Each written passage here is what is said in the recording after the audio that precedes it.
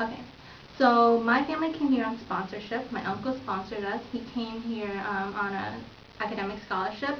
So we came in when I was 4 with my mom and grandpa. I didn't have any siblings at that time. And immediately my mom began working at a sewing factory because they felt it was really important that my dad go back to college. Because before both of them came here, they both had upper degrees, universities.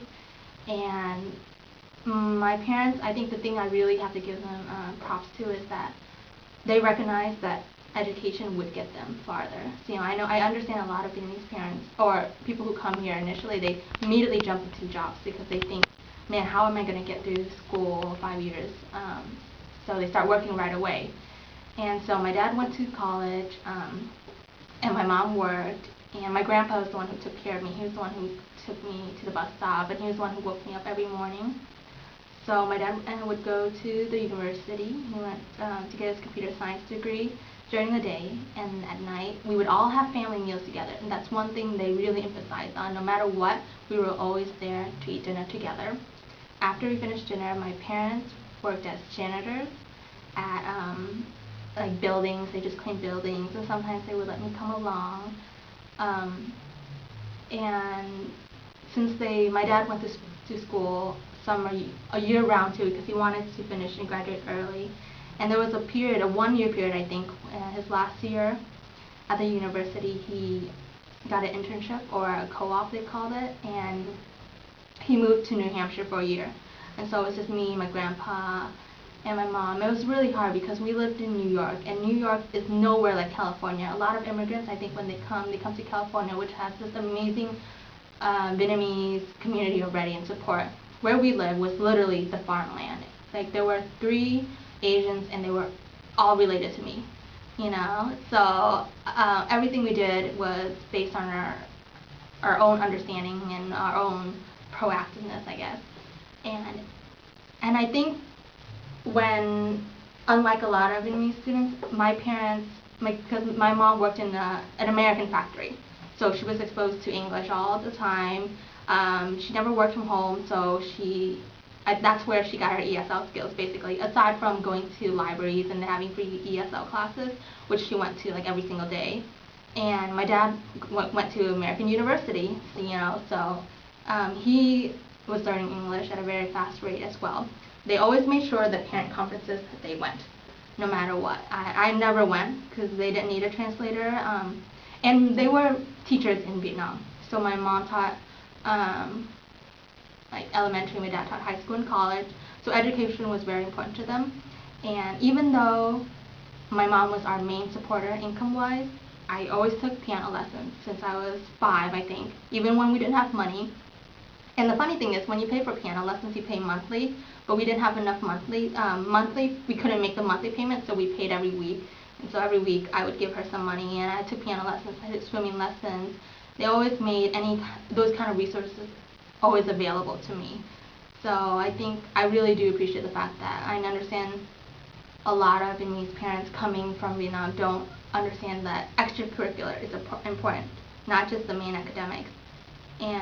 But they always made it something I could do if I wanted to. Do you struggle while growing up being, do you have problems with English, or how were you communicating with your friends? I came here when I was 4. So you know what? My first academic background was probably preschool when I came here, and I don't think anyone talked to each other. I'm not sure we even knew how to talk. So that wasn't a problem. And the funny thing is, because we were living in a very small town, there were no Asians, they automatically thought that because I was Asian, I need to be in ESL. So we were literally in ESL for a really long time, even though I understood English. They just didn't know what to do with me. And I don't think I ever had like an English problem or a communication problem with my parents, because I never lost my Vietnamese language. Because I lived with my grandpa, he's the one who raised me, and obviously he didn't know how to speak English. So I had to, and every time I went home, it was automatically Vietnamese mode. I had to speak in Vietnamese, and they would not let me speak in any other language, even though they understood me perfectly fine in English. With regards to a lot of the what I think I missed out a lot when I was little was, I know it's kind of naive, but like sleepovers and birthday parties. Yeah, because they're like, sleepovers, you can't do that. What is that? You know, that's bad. And birthday parties were kind of limited because they didn't. You know, in Vietnam, you didn't go. You went to your family's birthday parties. You didn't go to friends. You weren't. Parents weren't sending kids over. So I think that was really at odds for me. And playing with kids, you know, they always wanted to keep me inside. And if it was playing with kids, they have to be out there monitoring you. Like I would see kids like riding their bikes and things, and I couldn't do that. Do you feel that being Vietnamese had or give you any disadvantage growing up besides like the parties and stuff? Do you feel like people alienated you because, you know, you lived in a white community? Mm-hmm. So basically, how did they treat you? As do you recall any like? I do. You know what? I because I lived in a predominantly Caucasian community, they didn't understand me, period. What I looked like, how I talk. I had an accent back then, you know, even though I was poor, I had an accent. It was pretty strong, I think, now that I think about it.